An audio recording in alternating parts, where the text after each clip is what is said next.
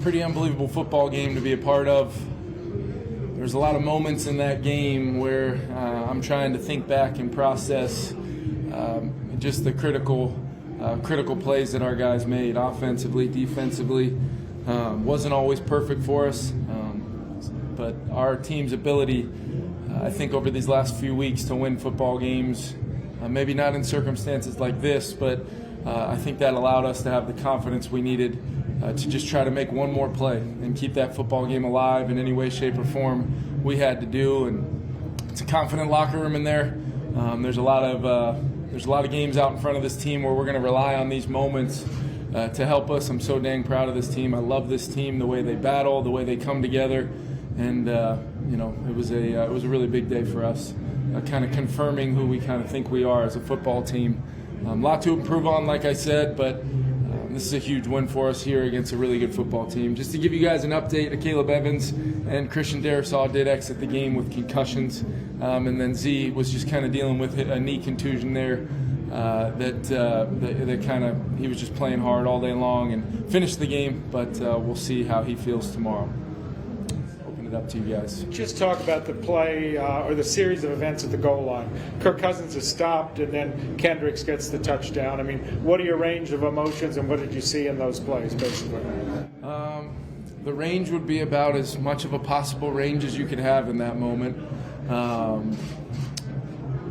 It takes a lot to even get down there in that moment, and then to not get in was unfortunate, and we got to go take a look at kind of what transpired in that moment. But we work on that scenario when you're so tight, when you're so far down there. That's one of the reasons why you get that group ready, because they can't take a knee in that moment. I had one timeout left, so I was going to try to force them to do it twice if we could. And you just know the critical, sometimes it seems simple, the quarterback-center exchange, the ability to try to get that ball out from your 1-inch line. We work on that. We talk about it, and our guys not only being a legal play to kind of knife in there and get the ball, but Eric Kendricks ending up with it, and that was a huge, huge moment. To hopefully thinking we were putting that game away, but then just like great teams do, they battled right back, and we just kind of continued to have to trade those blows, body blows, haymakers, and just try to be ready for the next snap. And just as long as they would allow us to play today, be ready to continue playing, and that's why I'm so proud of this team and what we were able to accomplish. How many times have you guys worked on that through the course of the year? It goes back at different times, training camp and different scenarios when it comes up. You just talk about it a lot. There's been some clips of kind of similar situations around the league this year, how you want to make sure you're ready for it, what we call it in that mode, just to make sure we're aligned right to possibly have the best chance to impact the play and maybe get the ball if it does end up on the ground. Compliments to those guys for executing. What was it like seeing Jefferson's catch where they stole the ball from the defender and they got him out of what was the D&D right there? About fourth and 18. Yeah, I just remember, my dialogue. I call it dialogue. He can't talk back to me, but my words into Kirk, what we were really looking for on that play. There's not a lot of scheme that you can go find in that moment.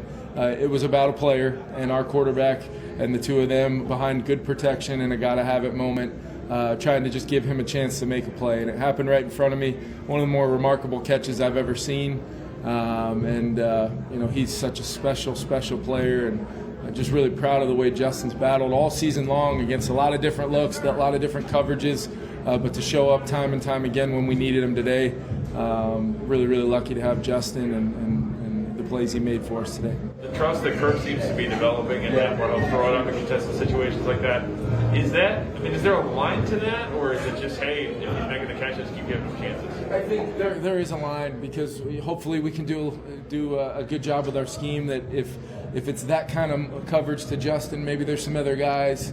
I thought we had a chance early on in the game at KJ when Justin did a good job kind of taking some coverage with him, and ended up turning it over on that one. But there were some other plays in the game where I just think Kirk's ability to find TJ on a fourth down, nobody will remember that play when it's all said and done today. But I think we'll all go back and look at this one and really need to kind of unpack quite a bit. So, like I said, I'm still kind of processing it all. I just know that it's a good feeling as a head coach to know that you can be confident that your guys are going to continue playing and battling, playing good football, overcoming the snaps where we don't play good football, and understand we're in this together. One snap is all we need to continue a football game until they tell us there's no more time on the clock. What would you say about Pat Pete's game-clinching interception and just the way he keeps stepping up, when some people out there might think he's at an advanced age? Yeah, I could just remember conversations I've had with Pat dating back to when I first got here. And we were able to make sure we had him for this year leading our defense, and I just have so much respect for the player, the leader, everything he means to our team, but it goes so much further than that because he's playing dang good football right now, and he's consistently done that, challenges himself every single week to be the most prepared, lead the charge on that defensive side along with EK and Z and Daniil and Harry and some of our other guys, and he set the standard for helping us become an 8-1 football team. When I think of our team this year, I think of Patrick Peterson being a major reason why we're 8-1, and today was just another example of that. As emotional as the locker rooms after it came. Yeah, I honestly, they were. I felt bad even breaking up. How much fun they were having, just to give my little post-game spiel. But there were some good game balls to give out, and just letting these guys know how proud I am of them, and stuff like this doesn't happen too often, and like I said, when we unpack this one and really figured out what just happened, I think there'll be a lot of learnable moments, but there'll be a lot of moments we'll think back and shake our heads a little bit. Right before halftime, it looked like you and Brian O'Neill kind of put your arms around each other. I don't know if you remember that or what was said there, but I just wondered what that moment. Yeah, it goes back to the kind of 3rd and 2 scenario, 4th and 2 scenario where I just wanted them to know I felt good about those plays, but I also feel good about running the football behind those guys.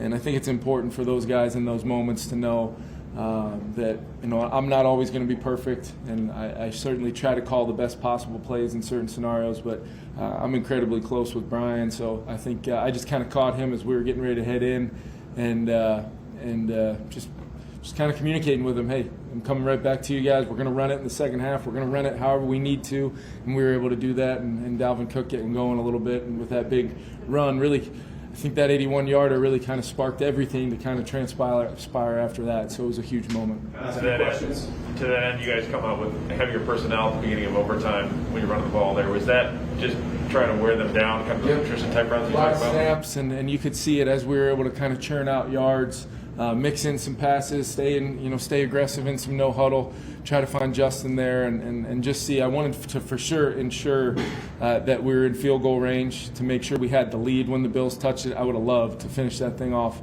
with a touchdown there and not ask our defense to go on the field. I do believe there was 12 players on the field on that run where we kind of went backwards after Justin's catch down to the 2, I believe.